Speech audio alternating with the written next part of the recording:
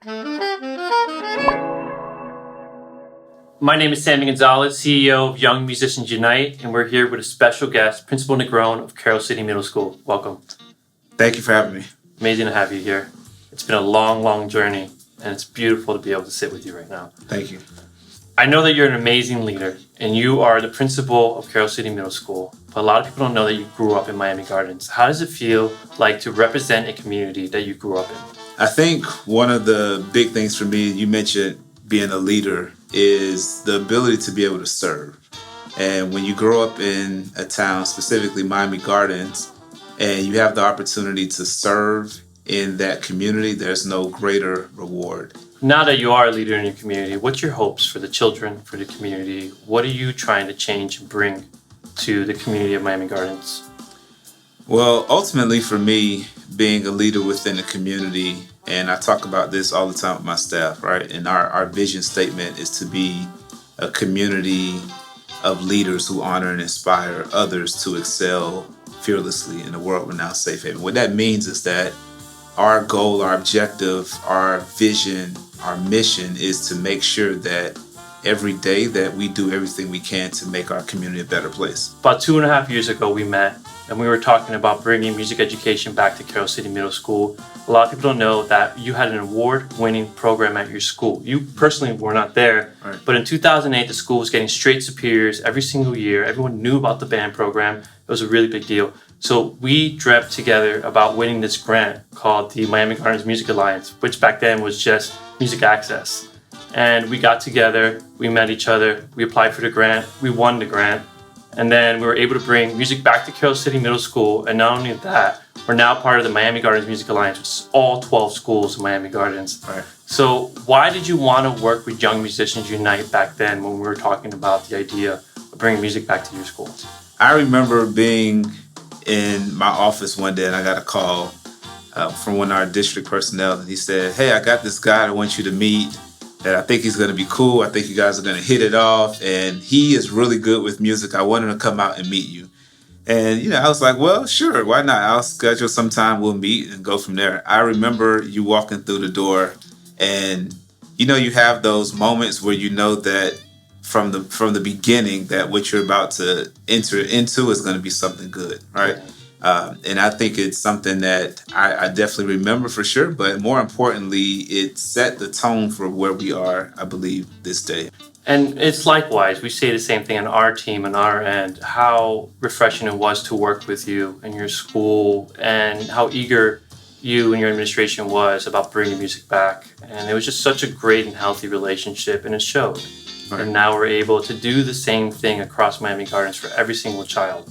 Now that Young Musicians Unite has been in your school for 1 year, what impacts have you seen on the children, the changes when it comes to anything from their grades to their conduct to them performing and creating a culture within the school and student buy-in?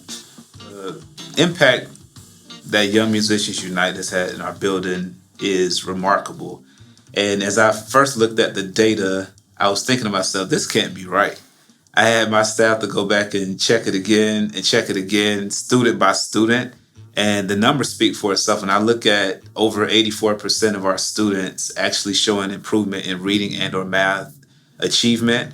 When I look at the percent of students that are less tardy, right, our tardiness rate for that particular students in the program decreased by 63%. Is there one student in particular that you would like to highlight that you think about and you've seen them before music and after music and the difference it's made in their lives? I have a couple. I think the one that always sticks out to me is Jalen. Jalen's one of our stars in the music program. And it's one of those stories that it shows you the power of student voice. And Jalen came to me not 1 day, not 2 days, not 3 days. He found out some kind of way that there was conversation about a music program. And at that time I was like, well, we'll just table it and we'll start it. I think it was in the spring or the summer. We'll just table it for now, a lot going on. And this young man was so persistent that he wouldn't let me rest. When he got a pair of drumsticks in his hand, the kid that I had no idea had this particular talent, this particular skill set, and I gave him a pair of drumsticks to beat on a drum for the first time at Carroll City Middle School. Yeah. And it was literally life-changing. We're not just giving kid a music class, right? Or it's not just going to school. It's about giving them an opportunity to find something that they're good in. And when they find that thing that they're good in, we put them in a position to be successful. I wonder if you realize how much power he really had, because he went to you, and we were supposed to start that program about 6 months later. Right.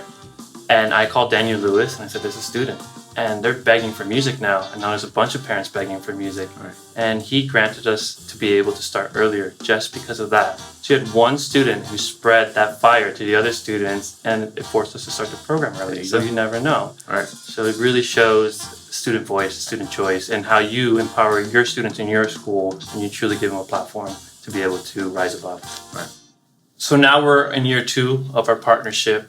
And we have something called the Miami Gardens Music Alliance. So it's not just us anymore. It's 6 other nonprofits all working together to provide music education. But what's your vision for Carroll City Middle School when it comes to music? Our vision is to be a community. All right. We want to establish a sense of community in everything that we do. And we know as the middle school, we're kind of like the middle child, right? Everything can funnel through us, or everything cannot funnel through us in terms of high school opportunities, building relationships with our feeder elementary schools. So being right there in the middle gives us an opportunity to extend relationships. And again, having that opportunity where there's not a break-in service, if you will, or break-in opportunity, we can look forward to students to continue that so that they have that opportunity. And it could be the scholarship to college. It could be like yourself to be an entrepreneur, right? To have their own music school. Those are the opportunities that we are looking to create. I feel very strongly about students in middle school. It's the opportunity for a child to develop and to become the person that they want to be, and then to be able to have those opportunities in high school and to continue that is very, very important. The most amazing thing is when you hosted at your school a winter concert, and we had your school, 3 elementaries and the high school, and they all came together and they played side by side together.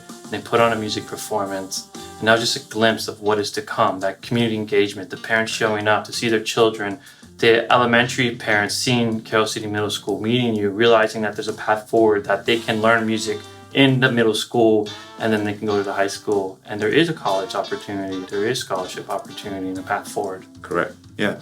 Again, that night, and that was, I believe, in December, and it was, again, one of those moments that I just won't forget. It was symbolic of exactly this community approach. All right, how do we bring in families that live, down the street, around the corner? They're in the same zip code that don't know each other. How do we bring all of those people together for a common cause? That's good, right? And that's what we did. So as we finish off this interview, I just want to say thank you so much for being here. But besides that, what advice do you give to other principals and leaders in the community? My advice, if I could, is very simple. It's be willing to serve. Find out exactly where you can make the most impact. And you don't have to really look very far when we're talking about kids. All right? They all deserve the same thing. And particularly in communities where students may not have the same access, it's our job to find the resources, right? To be their voice, to fight for them, to give them an opportunity to do something that will change the trajectory of their lives.